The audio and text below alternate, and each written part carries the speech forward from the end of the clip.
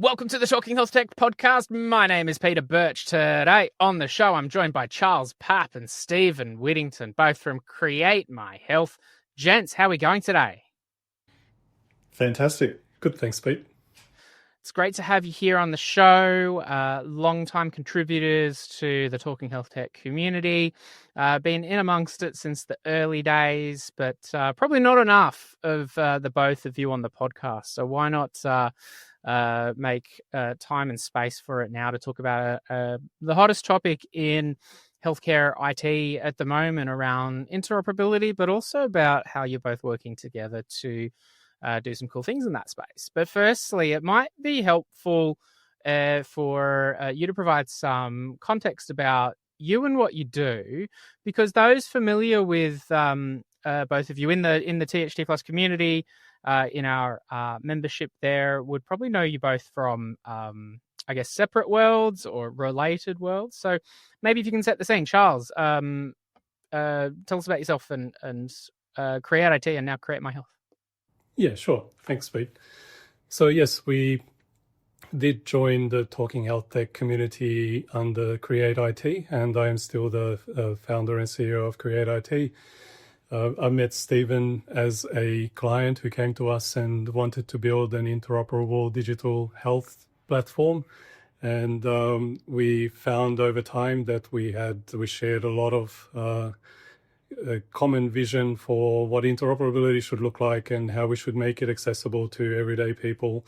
And it led us to forming a new company, KRE8 My Health, which is what we represent today, and to work together from a technical and from a business and commercial point of view, clinical, administrative point of view, so that the experiences that we both bring to the table to develop digital health solutions that are interoperable by design. Yeah, powerful combo. And Steven, the My Health, the My Health Match stuff. Tell me a bit about what that is and why it's existed and kind of that evolution.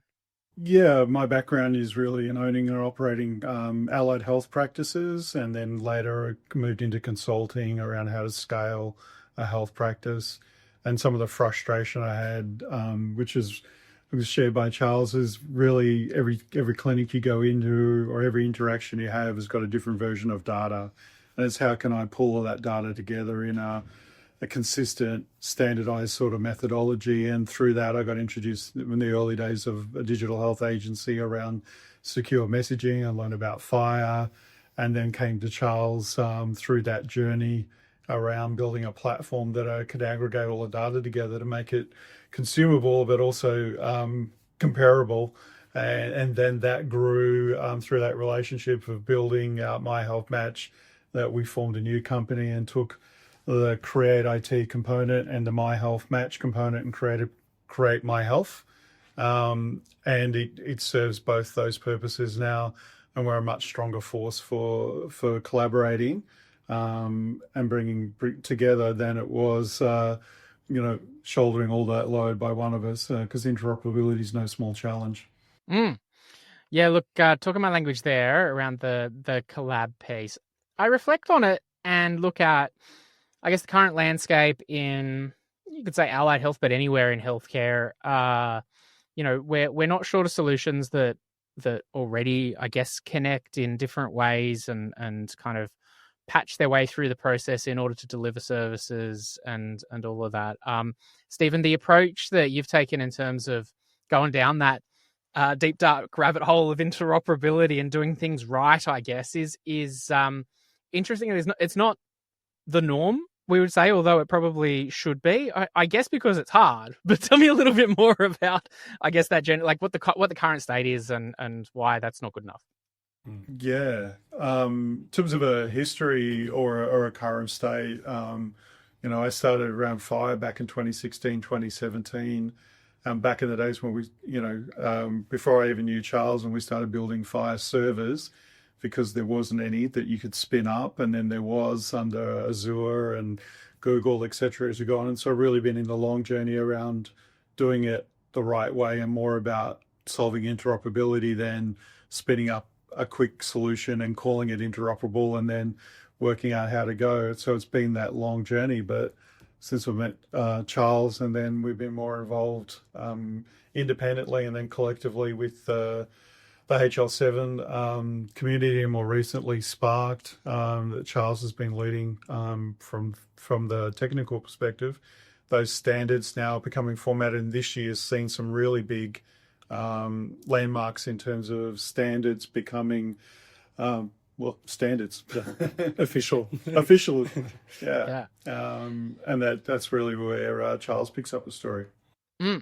Well, yeah, no, I've in amongst Sparked, and like you say, even prior to all of that, I do get the sense that building what's going to be important in building these standards around interoperability is that community approach, because by definition, everyone's supposed to be able to connect with everyone, right? But Charles, tell me about like your involvement in some of those collabs and meetups and connectathons and things, and the type of stuff that you've been contributing, because we start with the broad term of interoperability. There's so much healthcare data to connect and so many different ways to do it. It can, for someone who gets it like from the outside but not in amongst the process, it can be hard to kind of conceptualize what we're talking about here. What's been your involvement in that on those connectathons and collaborations and stuff?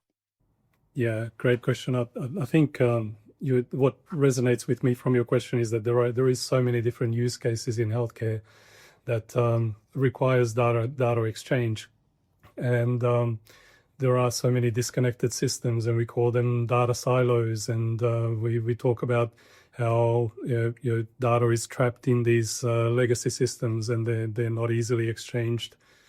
And my journey really goes back to probably 2022 when I went to the Digital Health Festival as an attendee, and I've sat in the different sessions and I spoke to different people on the floor, and everybody was talking about how great it would be if we had interoperability that would solve so many problems for us, for connected care and all of those things. And then everybody was talking about it as a future wish list item rather than a current reality.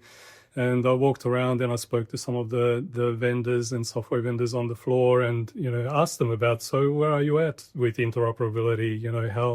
How are you progressing? It's like, well, we can make it work. Like, we can integrate with other systems.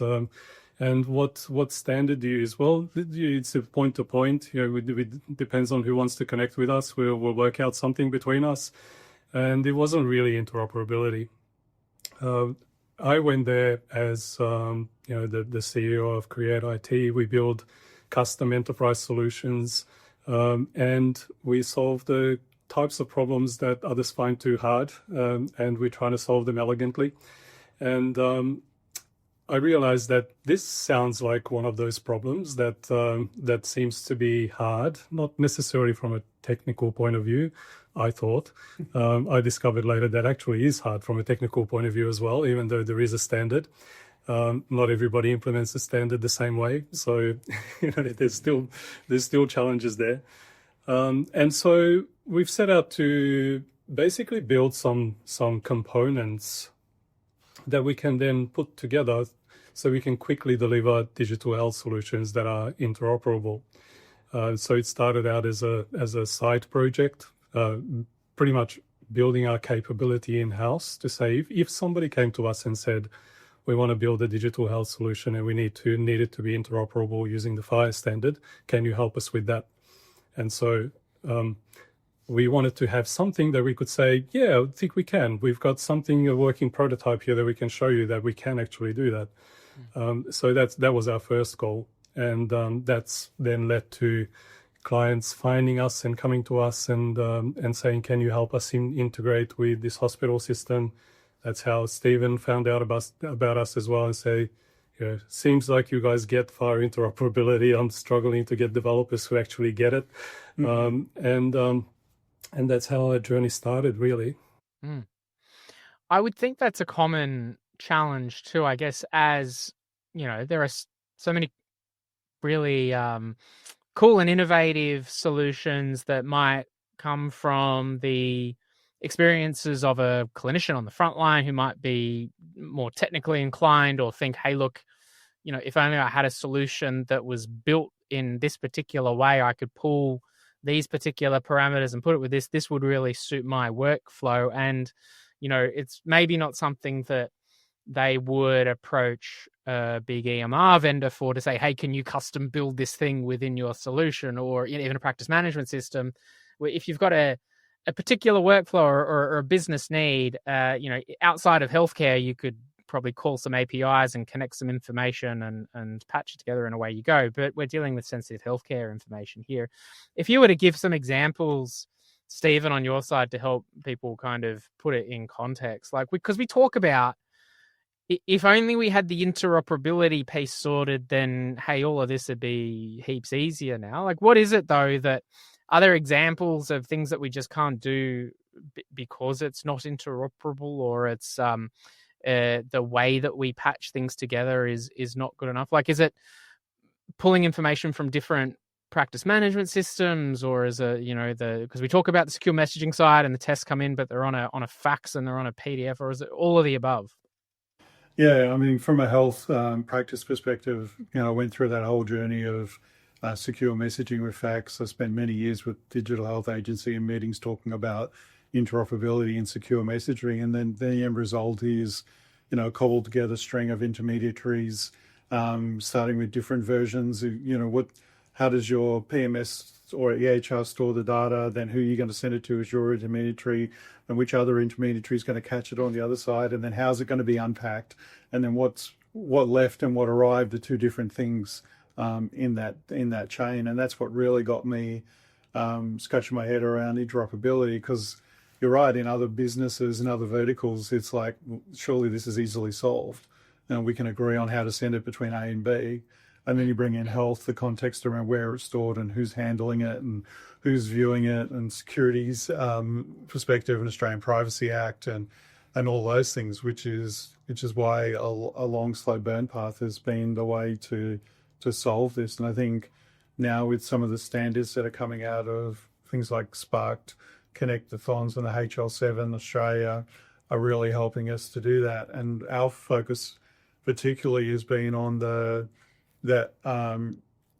middle piece between, and particularly with legacy systems that aren't yet FHIR enabled, because the standard two systems that are on FHIR can exchange data pretty effortlessly and internally. But what about the patients? But what about all the startups who have been building it not FHIR conformant in the last few years? What about the legacy systems that are going to take time for there? And I think that's where collaboration with Charles came in, and My Health, KRE8 My Health became formed in being able to use those standards and build managed services that conform to those standards, so that people can be compliant in a very short time frame for a fraction of the cost than building it in-house, just like you'd pick an SMS or an email vendor or system to bolt onto your clinical software. KRE8 My Health is really about building solutions that can be bolted onto your existing health tech without you having to become an expert in that, like Charles has spent his life becoming. Yeah. I love the individuals who get excited about the standards and the interoperability phase. All power to you guys. That's because because it is. I think what's interesting about it too is, I go to be it connectathons or even just general meetups where discussions happen about the direction we're going in Australia around interoperability. And a common undertone I sometimes hear, and also in the vendor community too, through some of the other hats I wear as well, is there's a lot of the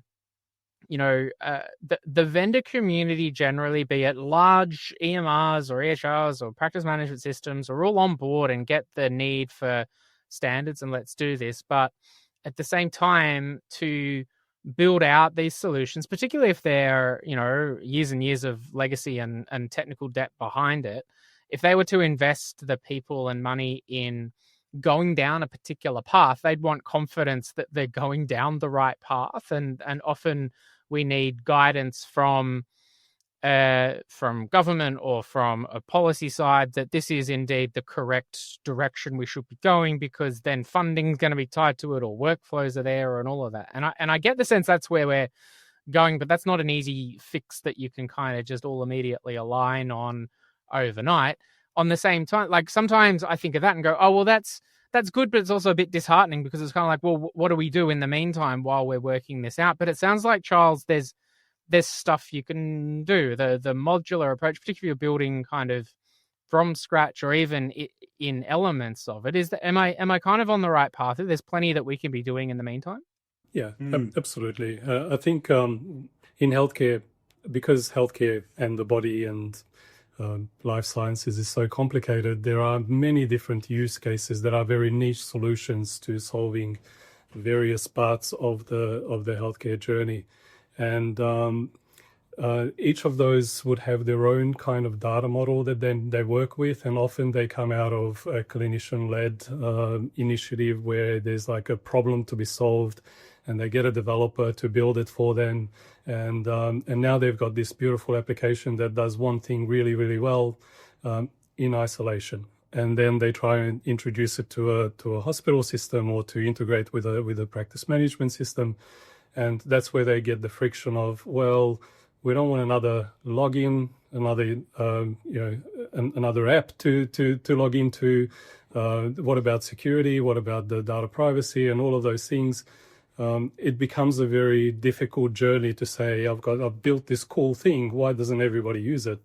And so one of the components that we're building is using the FHIR standard is to be able to launch an application from a hospital system, for example, if that hospital system is FHIR enabled and it is able to do what's called a smart on FHIR launch, then we can transfer that login details, that context of who the clinician is, to the application, which patient record were they looking at on the screen when they launched the application, what was the encounter, and get access to all the patient data from that hospital system, pass that context data to the application, so that they don't need to log in. It's very frictionless. They don't need to copy and paste information to duplicate the patient record or do any of those things. And they can essentially extend the functionality of the hospital system with a custom solution, which, like you said before, the EHR vendor is probably not interested in building something like that, because it might be very, very niche. It's not, 80% of their customers are not asking for this, so it's not worth building. But for those that do want it, they can, and we can use these standards to make those systems connect, interoperate, make it easier to adopt, reduce the friction, streamline the efficiency of the clinician's workflow, and make sure that the data is accurate when it comes across and it can flow back in as well. So that's one of the components, is that smart on FHIR launcher. Yeah, it can be a third-party app that launches an assessment tool or some sort of other document tool that does something to it and then puts it back into the EHR seamlessly, launching in there. So if you've been building something and now you're going, oh, I built it with an API, but now they want me to do FHIR. You don't have to do FHIR. We can do the bit in the middle. We can basically create a FHIR facade for your application and then make it interoperable with the hospital system or the EHR that's already FHIR enabled, so that you can just get on to the next version and not have to worry about that. But also being able to do that, then maybe connect to multiple systems through that one gateway, so that you don't have to spend your own time and resources figuring out how to do that. Yeah, mate, I'm just reflecting on, what you said earlier on, like, you don't obviously go out and build your own SMS solution or your own payment provider, because there are people who build that. Yes. And you need, especially for those newer solutions, and it might be the clinician that's doing this in between seeing patients. So they've got a resource that's got X amount of hours. You don't want the majority of those hours being spent on important things, but if that can be, outsourced to people who do that all the time, and allow you to spend those precious hours on building a better user experience with the solution, or thinking strategically, that's got to be absolutely. Yeah. And what I've noticed too is that a lot of this interoperability discussion, yes, it's driven by the needs of clinicians in accessing more information in a central location, but the expectations of patients in having information has certainly increased, partly because there's a lot of good consumer apps where we can just get any information at any time on our phones, in relation to our financials or other parts. But also there's probably in certain communities and demographics, the interest around health literacy and all those reasons that mean that patients probably need better access to healthcare information now than ever before. I assume this is all kind of part of the direction too, given the two of you coming together, Steven. Yeah, there's been some really exciting advances on that, because again, starter standards have been one of the big inhibitors to being able to share that, and also patients don't have the budget to go out and buy an EHR system to house their medical record in, or even an allied health PMS system now, which is relatively affordable. It's a bit complex for that. I think some big exciting things for us, and particularly, for someone like myself who's been, FHIR forward since 2015, 2016, 17, right through that whole journey, was earlier this year, the AU standard became a standard. And then even more exciting, just in July this year, I think it was the Smart Health Link standard was talked about. And the Smart Health Link, for me, has been really transformational, and something we really launched into the Spark Connectathon earlier this month with a product in there. But Charles is probably best positioned to talk about Smart Health Links, and particularly in the use case of how you can share data with a patient using something like a Smart Health Link and a patient summary viewer. Yeah. So the patient summary is an exciting development. That's so as Steven mentioned, the Australian core FHIR standard has been released, version 1 in January. Since then, the Spark Accelerator community has been really busy on getting ready to release the Australian patient summary standard, which is also a FHIR standard. And that's essentially a collection of the basic information that you need to know about a patient in order to provide care for them. So it includes things like what are they allergic to, what conditions do they have, what medications are they on, what are some of their recent lab results, scans, and a bunch of different things that all go together into a patient summary. The cool thing about this is that the intention is that you can share a patient summary with either as part of referring a patient to another provider, transition of care, or you could share it with the patient, and the patient can then on-share it with whoever they need to share it with. So if, for example, if the patient is interstate or overseas and they need medical attention and they're not going to see their regular GP, if they have the patient summary with them, then they should be able to share it and present it to whoever's looking after them at the time, and they'll get an immediate picture, a summary of their current medical condition, what they've been diagnosed with, what procedures they had in the past, what their family history is, what they're allergic to, what medications they're taking, and so on. So that patient summary is built on an existing standard called the International Patient Summary, but there is an Australian version that is being developed at the moment that includes the Australian nuances around things like Indigenous status and Medicare identifiers and other things that are localized for for the Australian health system. But it is compatible with the International Patient Summary as well. So now the Smart Health Link that Steven mentioned, that was version 1 was released internationally at the end of July, is a way of sharing health information, not just the patient summary, but the patient summary is a good use case for that. It's a way of sharing health information in a FHIR standard way, using just almost like a hyperlink that you can even represent it as a QR code. Somebody can scan it on their phone and they can then get access to that health information. So a practice or a doctor could share a patient's patient summary, for example, or any data, any health data with the patient. using a smart health link. And the patient can then view that information, access that information from that smart health link, and they can choose to share it with somebody else. I think it's exciting too. You can share that link via email or SMS or Yeah. QR code. You can transport all of that data via your normal way, but is that not accessible? Is that so that's safe? That's right. And this is where the Smart Health Link standard is really helpful, because it does have encryption standards built into it. It has two-factor authentication, expiry of information. There's a bunch of different controls that the Smart Health Link standard specifies of how to safely, securely share FHIR interoperable health data using a Smart Health Link. And so what we've built and what we've demonstrated successfully at the last Connectathon was a managed service that allows a FHIR-enabled system to say, I can generate a patient summary. Now help me share this. And so they can use our managed service to say, here's the information I want to share.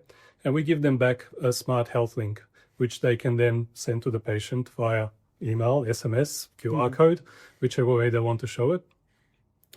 And when the patient accesses, or not necessarily the patient, the other person that they want to share the information with accesses the Smart Health Link, then our managed service will be able to give them the encrypted data. So we don't know the information that they shared. It's all stored encrypted in our servers. The encrypted data goes to the recipient, and they will then need to be able to decrypt it and view it. But we've also created a patient summary viewer that can do all that.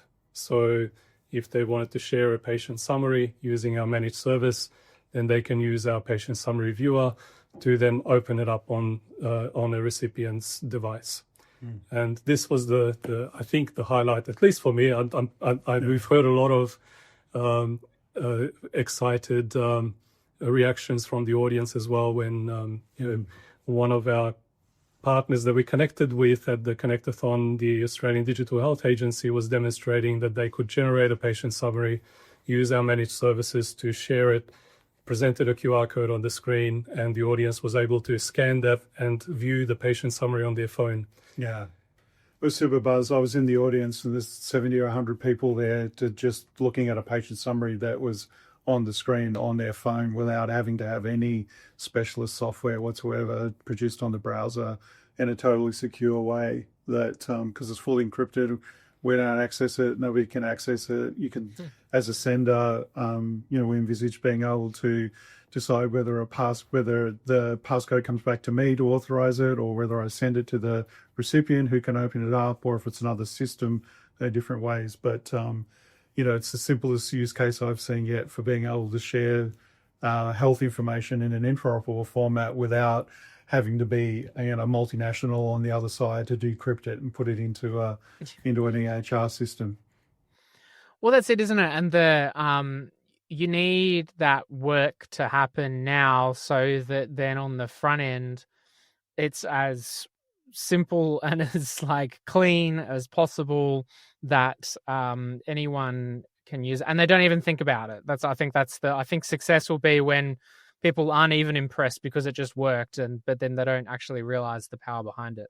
Technology does have to be transparent in order for it to be really useful and to deliver value. So we want to do all the hard work in the background. And as you said before, interoperability is a challenge, and I've seen developers struggle with it and even make a mess of it because unless you do invest the time to get familiar with the standard and the different nuances of implementing the standard, which also varies from provider to provider, unfortunately. They get close, but not quite there. And so there's always some exceptions to deal with even if you're using a standard. But that's where developers get bogged down. That's where a lot of time and energy is wasted on making your system interoperable. And so we want to take that away and say, let us be the expert on interoperability. Let you continue being expert on your use case and on the solution on the problem that you're solving. And if we leverage each other's strength, then we can make it all better for ultimately the patients and the providers. I think the other thing that was really exciting to connect on to with the managed services was other developers being able to use our Smart Health Link tools to test their application, and when it's sent, or if they didn't have a viewer yet, to be able to send it and view it without having to connect to something else that unpack it on the other side and see it. So having those toolkits available for developers, particularly emerging technology or startups in that space where time's money, being able to use a tool to become interoperable without having to change your roadmap.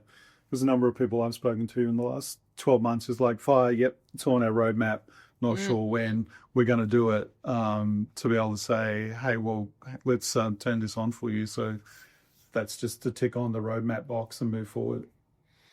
Yeah, you think about, I mean, if I was building a health tech solution, in the same way that, you know, you have an accountant because you don't want to submit your quarterly BAS and payroll tax, and you know what it is and you know it's important, and full respect for it, but I'm not going to get in there and do that level. If you need me to approve something, for sure, I'll do that. But yeah, I think everyone's waiting for, you know, for when the table stops spinning and then it's settled, but it's an evolution. So, you know, the longer by the time they learn it and cut it, then there's version 2, version 3, version 4, and we're living in that space day to day. So just the same as there are other emerging technologies that you don't want to bury your time into because it's not what your knitting's all about or your solution does, and being able to share that data more effectively and at a lower cost for a startup is, you know, it's what lit me up around standards.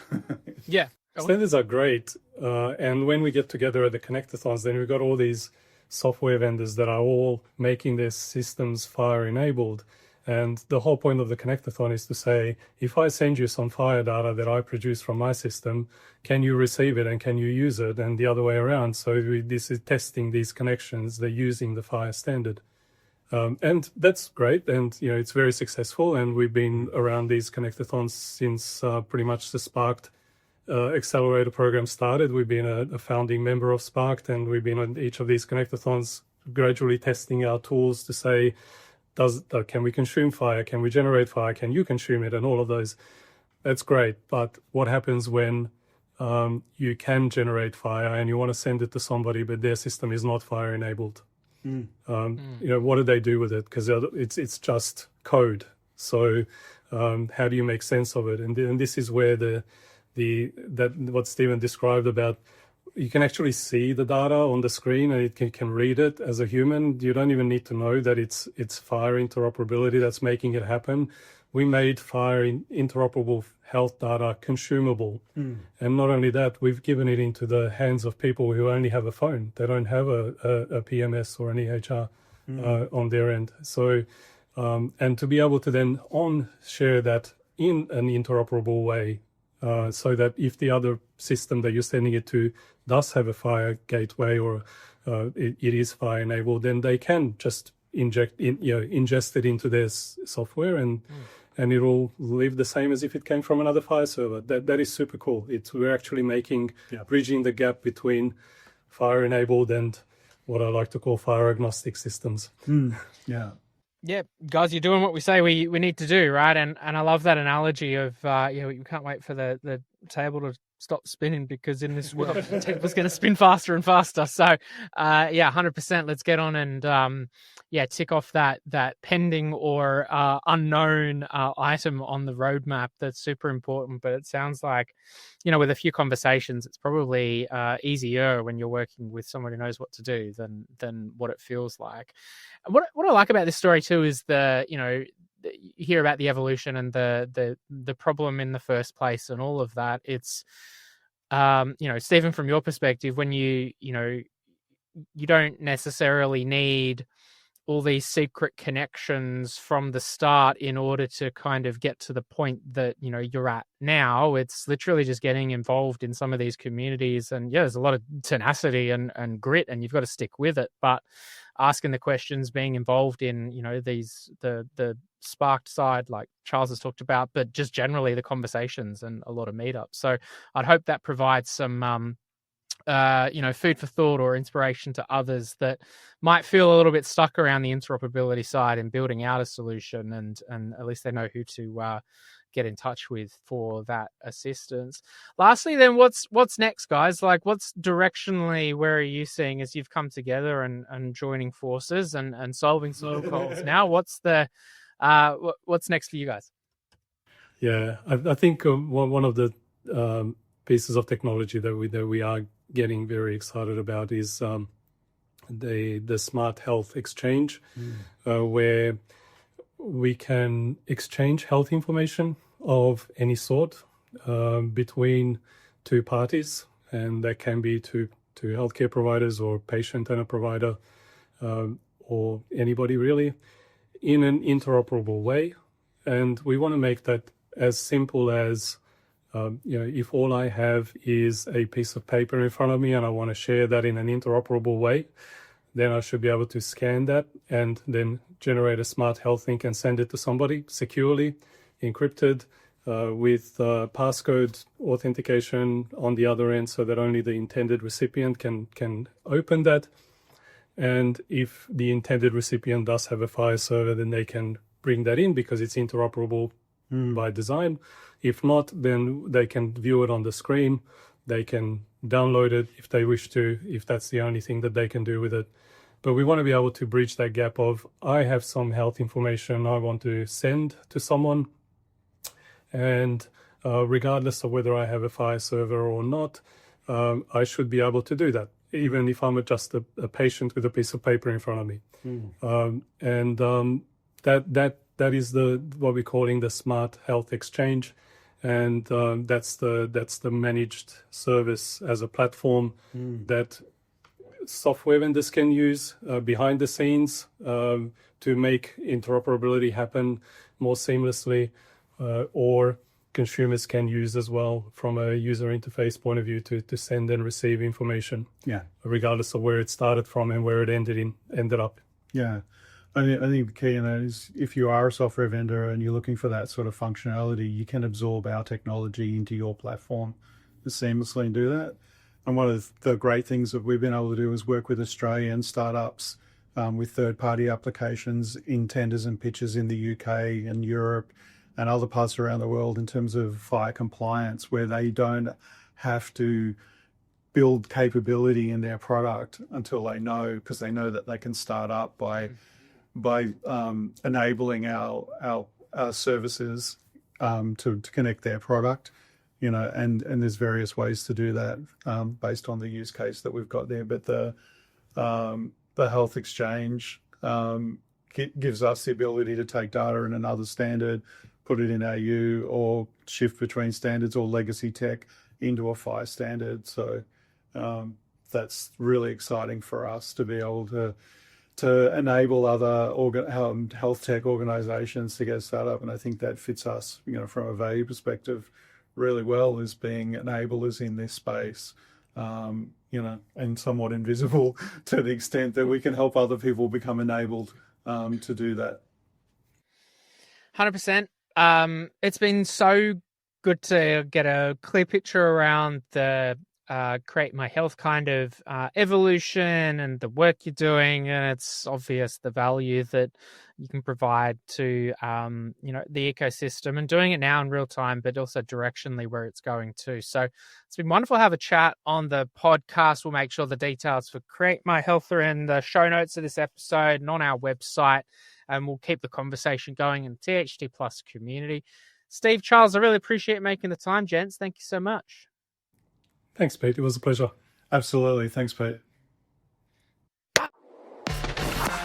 We hope you enjoyed this episode of Talking HealthTech. Make sure you like and subscribe and share this episode with someone who might find it valuable. For more information and resources about healthcare innovation, visit talkinghealthtech.com.